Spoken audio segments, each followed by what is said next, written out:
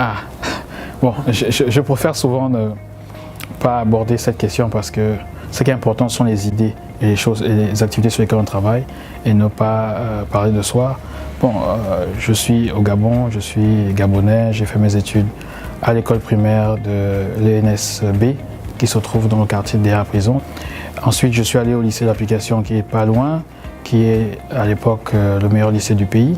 Et donc j'ai fait toutes mes classes dans ce lycée. J'ai eu un bac C, je suis allé à la faculté de Massokou comme beaucoup de Gabonais. J'ai fait des études de maths et physique. Et ensuite, je suis allé en France continuer pour faire des maths appliquées, une licence et maîtrise avant de me mettre dans l'économétrie et la finance. Et ensuite faire un autre master en ingénierie financière. Donc j'ai travaillé comme consultant avant, ensuite j'ai travaillé chez Citibank et c'est après Citibank que j'ai eu envie d'aller travailler à l'international. La BAD, je rejoins la BAD en 2008, m'a donné cette opportunité de travailler. Déjà j'étais dans 48 pays en Afrique, je vais régulièrement. Hors du continent, j'étais un peu partout aussi, en Asie, en Europe et en Amérique. Je pense que ce qui est important, c'est de continuer à mettre l'accent sur les idées et sur ce qu'on fait et non pas sur les gens.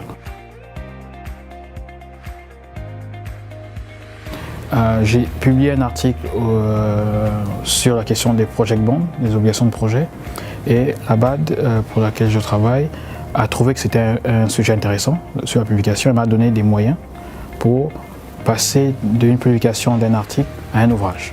Donc on m'a mis une équipe en place où j'ai voyagé à travers l'Afrique pour récolter des statistiques, faire des études de cas et nous avons publié cet ouvrage. Cet ouvrage aujourd'hui a été offert par la BAD à tous les ministres des Finances du continent, à toutes les banques centrales.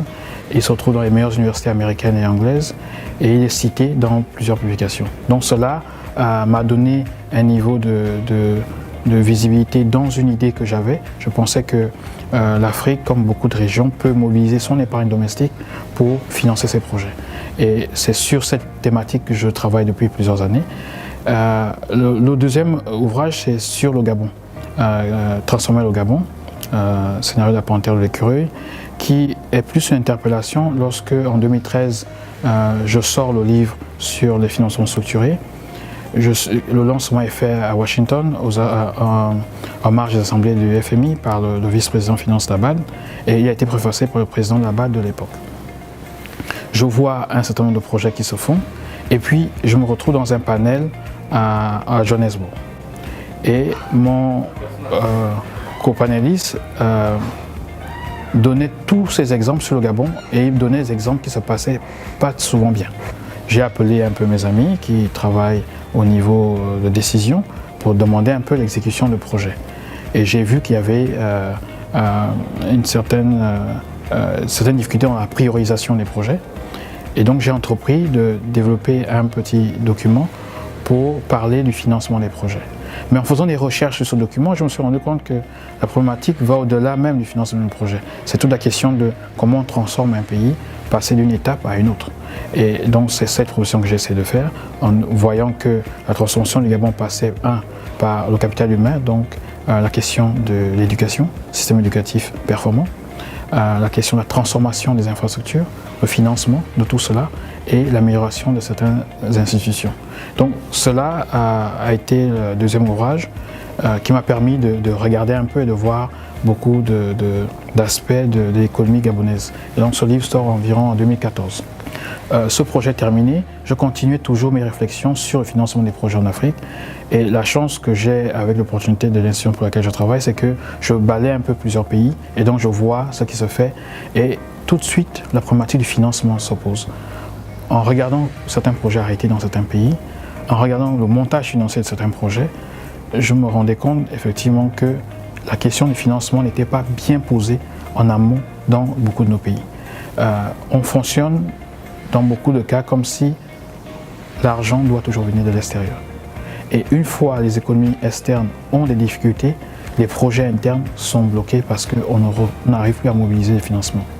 Alors j'ai commencé à étudier différents modèles dans différents pays. J'ai vu que le point central qui manquait à toutes nos stratégies de développement qu'on a pu mettre en place dans différents pays, dans différentes régions, c'est la question centrale du financement. D'où le dernier titre, Financer l'Afrique. Financer l'Afrique La solution, c'est densifier ces systèmes financiers locaux pour faire en sorte que l'épargne africaine serve comme premier instrument pour le financement de nos États. Maintenant, les sources internationales, les sources externes peuvent toujours venir et ces sources doivent être des compléments à ce qui est fait localement. Bon, vous savez, les distinctions, parfois on les a sur une carrière, mais ça ne change pas beaucoup. Par contre, ça donne des responsabilités. La responsabilité, cela m'a motivé davantage à pousser pour la création du think tank. L'année dernière, déjà le magazine African Business me désignait comme un acteur de la croissance grâce à ce livre-là et à certaines interventions dans certains milieux. Et Financial Afrique me désignait comme financier de l'année. En toute modestie, je pense qu'il y a des personnes qui peuvent réclamer ce titre peut-être mieux que moi. Ce qui est important, c'est que ça donne l'opportunité de faire davantage en termes de vulgarisation de toutes ces idées-là. Aujourd'hui, on peut plus m'écouter sur la question du financement domestique, peut-être grâce à ces titres-là, grâce à ces distinctions. Donc c'est cela que je prends. C'est des atouts pour continuer ce travail de vulgarisation des idées qui permettraient de transformer l'Afrique. Merci beaucoup. Merci.